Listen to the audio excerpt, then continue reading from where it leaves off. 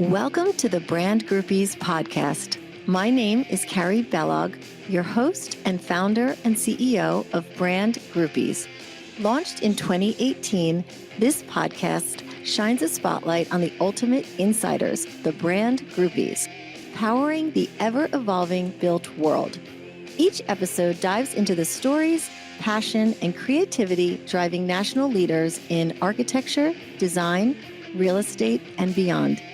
As a women-owned strategic communications agency, we've spotlighted visionary executives for over a decade, leveraging social media, public relations, and podcasting as an interconnected ecosystem to build brand visibility and drive business growth. We make our clients impossible to ignore. Hello, everyone, and welcome to the Brand Groupies podcast. Today on the show, we're joined by a special guest, Nikita Morell, the founder of Dirt and a messaging strategist who has carved out a unique niche in the architecture and construction industry. For over a decade, Nikita has helped architecture firms from around the world put their value into words, enabling them to attract a steady stream of high quality, best fit projects. She's also the co-founder of ArchiCon, a refreshingly untraditional business conference built specifically for architects who want to run better, more profitable firms. As the founder of Dirt, a brand messaging agency helping construction, tech, and helping building product companies move beyond generic, innovative solutions, she is a master at crafting messaging that stands out. Nikita is known for her slightly provocative voice on LinkedIn. I love your posts. And in her newsletters, often described by architects as scary good, for how precisely they capture the challenges and opportunities in the industry. Welcome, Nikita. Oh, thank you so much for having me. I'm really excited to chat with you. Oh, and thank you so much. You're around the world. You're in Australia? Yes, in Sydney, Australia. Sydney. So thank you for waking up for this recording. So let's kick it off from the beginning. What drew you to copywriting, and more specifically, what made you go all in on the architecture industry? Yeah, so look, my journey started in branding and marketing. I worked for L'Oreal, so it was like a big, kind of corporate company. And then I moved into George Weston Foods, which is a bread company. So I kind of had the FMCG world. But I just always felt a big pull towards the design world. So I actually did a diploma in interior design, and I thought, okay, this is too complex for me. This is not my realm. So basically, I got a job in the media team at a architecture publishing company. So I got to try my hand at writing and even selling ad space. And then while I was there, I thought, you know what, I want to see what it's like inside an architecture firm. So I kind of cold pitched myself to one of Australia's really, well-known architecture firms. And I said, hey, let me start up your marketing department. Because a lot of architecture firms at that time, this was 15 years ago, didn't have a department. So I did that. And when I was there, I think I was there for about 3 or 4 years. And I thought I could be doing this for so many more architects and designers. So that's when I took the risk and I thought, I'm just going to start my own copywriting business. And since then, it's gone kind of beyond copy. But at the start, it was very much about just writing award submissions, websites, biographies. Yeah. Oh, that's awesome. Great story. And so you founded your agency back in 2016. What pushed you to start your own firm, and why focus so specifically, on architects from day? I think you shared a little bit. Yeah, look, in all honesty, I think when I was working inside that firm and I thought I could be doing this for so many more architects and all around the world. So Nikita Morell, it is a global agency. I have clients everywhere. So that was one thing, is just kind of being able to, I guess, share my knowledge and help others, broader than the firm that I was working in. And yeah, I just feel that architects are brilliant. I don't know how they do what they do, just the way they see things that aren't there and then create it. And so I thought, I really want to help them using my skill set get the recognition they deserve. And I do feel that especially now, with Mm. AI and all these new crazy things, I just feel that sometimes they feel like their value is diminishing. And I don't believe that. I believe it is Yeah. still there, but it is about communicating the value of what they do so that everyone understands and is willing to, yeah, value it and pay for it. Yes. No, exactly. That's really a great story. And when you were growing your agency, what were some of the biggest challenges, and how did you learn to navigate them as an entrepreneur?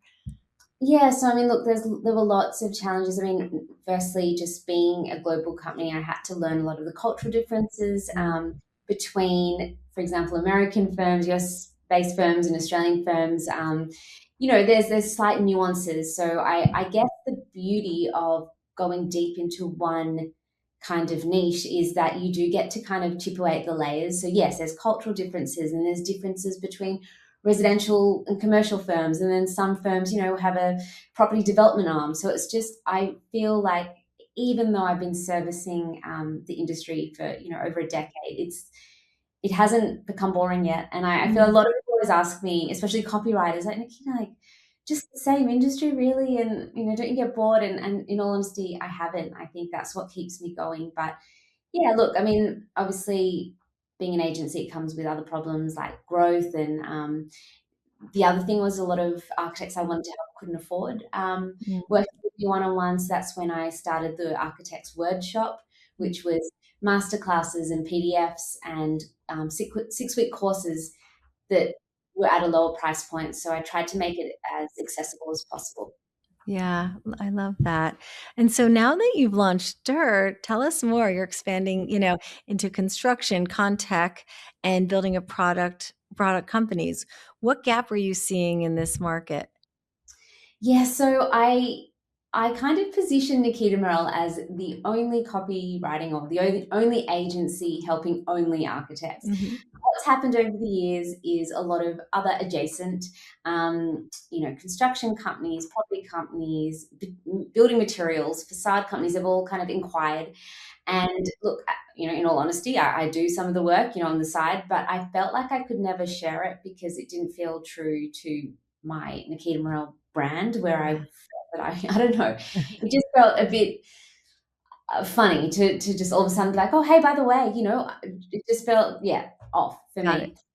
me. So that's where the idea for Dirt came in. I thought, well, why not create something bigger than myself as well? I think one problem with Nikita Morell is I did name it after myself. So a lot Mhm. of clients come in expecting to work with me directly, and I do have a small team. So Dirt, I'm really excited about. It is all the kind of Archi adjacent. Basically, I called it Dirt because it's anything that's kind of on site, Mhm. um, and it kind of ties in with the idea of growth. But if you go onto the website, you'll see it's a very bold, disruptive type Mhm. of brand. It's got a very distinct tone of voice.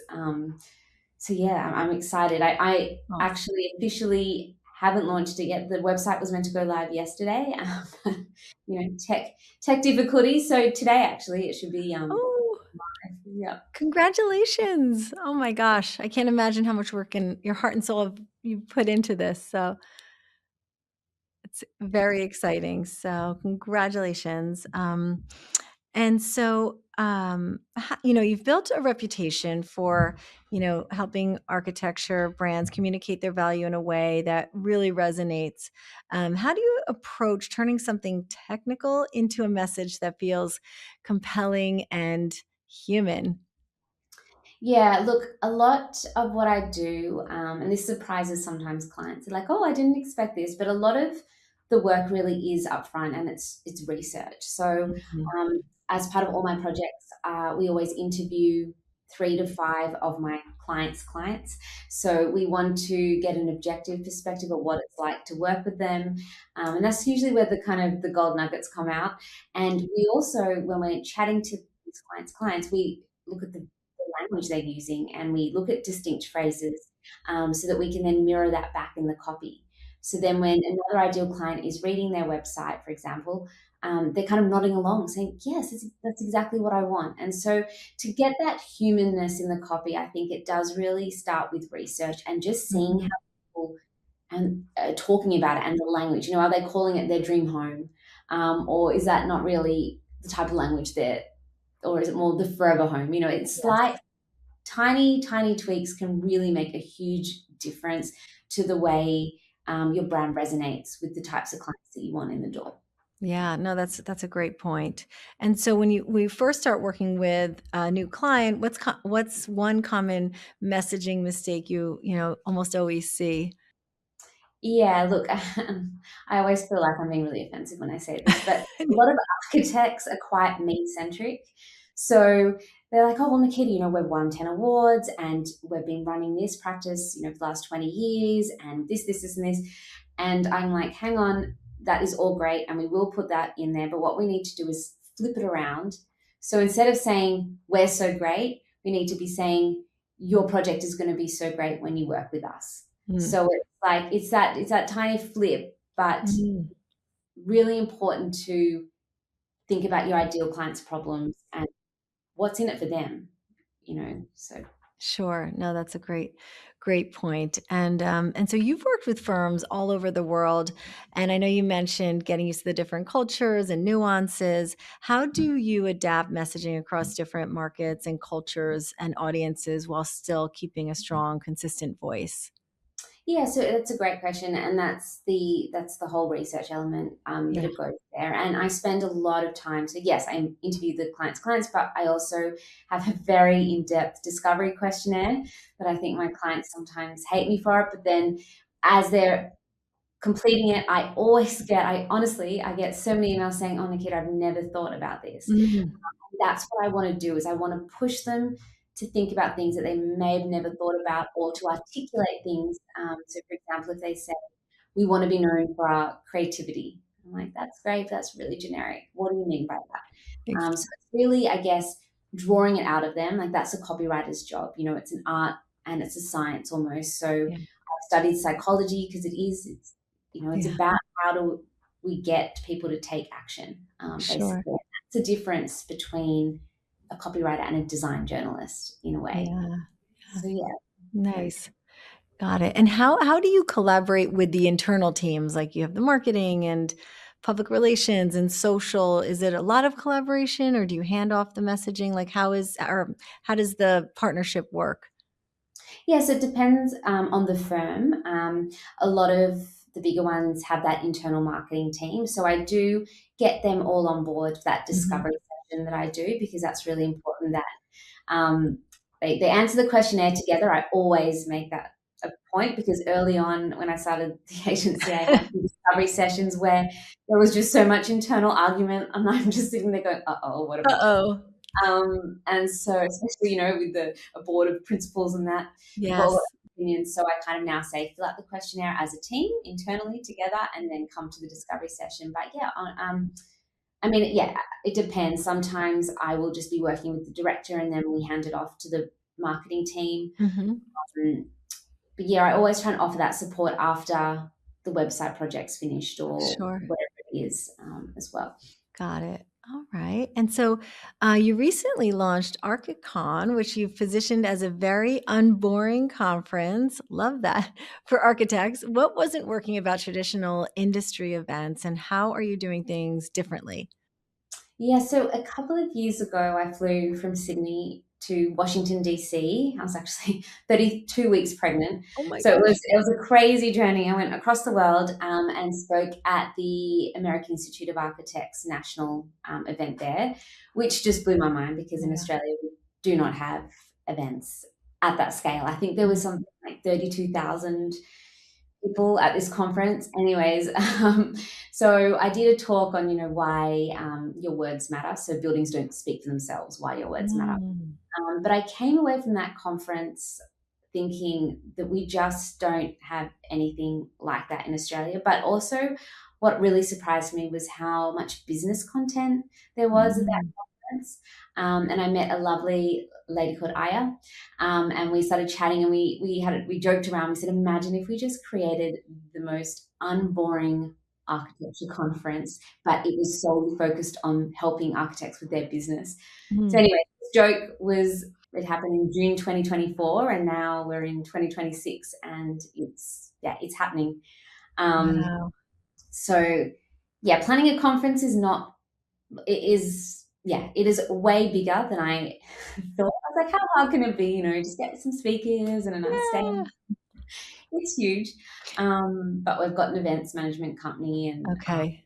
doing it properly. So Awesome. Well, congratulations. That is no small feat, especially with your other ventures and everything kind of coming together and on brand. It's really cool. yeah. Cool to see that. And so looking back on your journey, what's something you wish you had known before you started and your own agency? Um, Basically, I think one thing is just consistency. I think in the Yeah. early days, I thought, oh, I could like get my head buried in client work and then just forget to do my own marketing and my own pipeline. I think I wish I'd known that a little bit earlier. But I think like about 5 years ago, I started posting on LinkedIn every day, and I think that was really Mm, good for my brand. And I think yes. that consistency in voice, and Yeah. it's now opening a lot of opportunities. So, for example, this conference, I don't think I could have done if I didn't already have an audience. Yeah. Um, so yeah, it's that consistency of just putting your brand out there, and just making yourself memorable. The brand memorable Yeah. is one thing. Yeah. What advice would you give people? I'm just mentioning this, the LinkedIn posting, because people get so, shy. I don't want to post, but they know they have to post. Any tips to offer, people to stay consistent and really commit? Yeah, look, I mean, in the early days, and this is what kind of got me into the habit, is I did a bit of a challenge, and it was for myself. Yeah. And again, it was back when LinkedIn like hadn't really, blown up. But Yeah. I did what was it? It was a 20 architecture website fixes in 20 days, and basically there was no such thing as scheduling in that time. So I would just turn up to LinkedIn and just record a video, post it with one website fix. So it could be as Mm. something as small as add a contact form on an email form on your contact page or whatever I saw. But it was that consistency of just turning up every day, day one, day two, day three. I think that just got me into the habit and just created that community.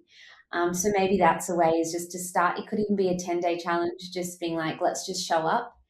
Um, but yeah, the other thing is, I think, just not to overthink it, which I know is so easy to say, but I feel even with AI and that, people think they need to write these very in-depth. But I mean, if you go through my LinkedIn feed, you'll see, a whole mix of just like me with my 4 crazy kids and trying to juggle working from my car to, it's just kind of showing that humanness behind Yes. the Nikita Morell brand as well, I think is really important. Yeah, no, I love that. I feel like I've followed you for some time now, and it's just so cool that you're here, and I so appreciate you being a guest because we have followed you, and you're like, wow, she's so known on Uh, on LinkedIn, and loved all of your content. So it's mm, really cool. You've been inspiring, especially in this industry. I think Lauren, my business partner, she and I come from fashion PR. So we were so used to sexy, PR 2 months in advance. We were always ahead of the trends. And with this industry, they're a little behind the times. And so, there's such an opportunity to, really get out there and be, on the cutting edge of a lot of other industries that are doing cool things. So, yeah. um, And to that point, I think you make a brilliant point in that, you came from fashion. I think that's another thing, is that you can look at outside at other industries, and I'm a big advocate for that, is like yeah. seeing what people are doing in fashion, seeing what people are doing in, Mhm. SaaS, like software, and bringing that in and applying it to your own branding and business. I think that's where the creativity comes in, and I think that's where AI still, you need to have that idea of how like two things can come together, and then Sure. you can fit it into whatever you want to do. But I think that's where it still is very human and is still very untouched, is to have those big creative ideas. Yeah. For example, with dirt, I've created a series of dirt postcards, and Oh. it's like greetings from the inside of your merchandise cupboard, and it's like, but it kind of has a, like a little kind of like nugget of truth, where it's kind of like to marketing manager, from dirt, and the message is like, well, your 2019 stubby holders and Yeah. pens that have the 2020 logo on it are just sitting in your merch cupboard collecting dust. Is it time to update your brand? So it's Wow. kind of like playing on those truths, and again, like coming up with something creative rather than just a post. Yes.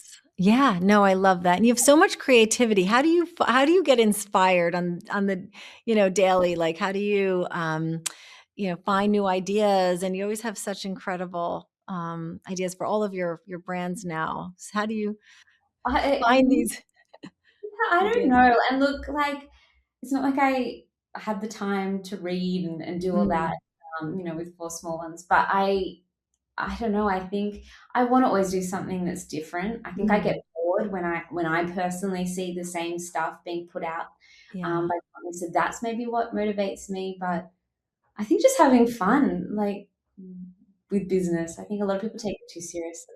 Yeah, that's a great point. Love that. I love that. So you have so many activations coming up. Dirt just is launching. Where would you like to be in, let's say, 3 years from now? I feel like you're gonna have a media empire. I mean, you already do, but where do you where do you see, things going with your different brands and I companies? Yeah, I would really love, like, at this point, I've still got a very small team, but I would really love to grow it.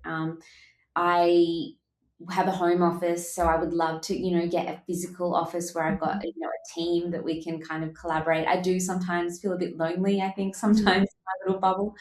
So I think that would be nice. But yeah, I think it has to fit the chapter of your life as to that kind of thing. But that's kind of where I see it heading. And yeah, I really hope Dirt takes off because I would, yeah, love to kind of, yeah, get my hands dirty with lots of Yes. construction companies and that, and do a bit more travel. I think Sure.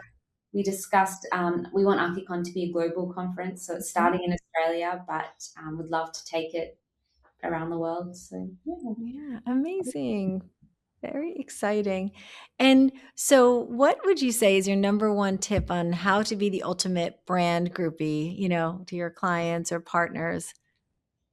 Yeah, I think it's like living out, I know it sounds so cliche, but it's No. living out your brand. Like, I think it's like really embodying it. And so every touch point, like whether it's the tiny footer in your website or your 404 error page, it's just like everything that you put out, like every welcome sequence or any kind of touch point, it has that voice, it has Mhm. that brand, it feels very cohesive. And it almost feels like your brand is like a living person so that people can recognize your voice, and your obviously what you look like before they even see your name. I think that's it. But it's just really embodying it, I think. Yeah. Yeah, no, that's great to hear. So tell everyone where they can find you, what is the website they can go check out, Dirt? Yeah, so Dirt, I would love for you to check that out and sign up to my newsletter, which is going to be called the Dirt Dispatch. Okay, Again, love very creative. It's going to be a different type of newsletter, and that is thedirtagency.com. So, yes, the website is going live today. So, I don't Yay. know when the episode will be out to the world, but definitely go check that out. And then my other website is nikitamorell.com. But Amazing. And Nikita Morell on LinkedIn, of course, you're such a please great connect to me on LinkedIn. I'm always on there. following. Oh, well, that's wonderful, and, big congratulations, for the launch, and thank you again for hopping on and being a guest today, and I know you woke up early, so we really appreciate it. No, I really appreciate you supporting this as well and what I'm doing. It means a lot. So thank you. Oh, thanks.